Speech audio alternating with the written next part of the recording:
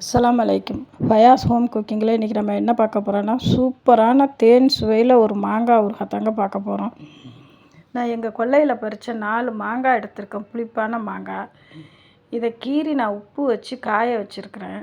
2 நாள் காய வச்சு அதுக்கப்புறம் அந்த தண்ணியில் வந்து ஒரு 4 வெல்லம் சேர்த்துருக்கேன். 4 கட்டி வெல்லம் சேர்த்துருக்குறேன்.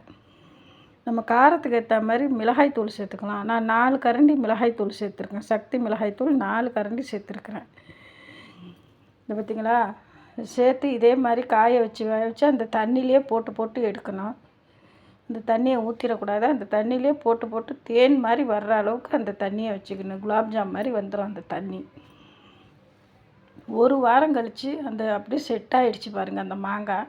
இங்கே பார்த்திங்களா, பார்த்தாலே நாவில் எச்சி ஊறுங்க.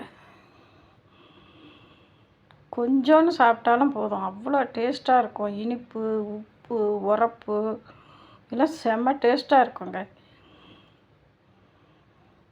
நம்ம பழைய சாதத்துக்கு போட்டு கரைச்சி குடித்தோன்னு வச்சுங்க, செம்மையாக இருக்கும். இதே மாதிரி நீங்களும் செஞ்சு பார்த்துட்டு எப்படி இருக்குன்னு எங்களுக்கு சொல்லுங்கள்.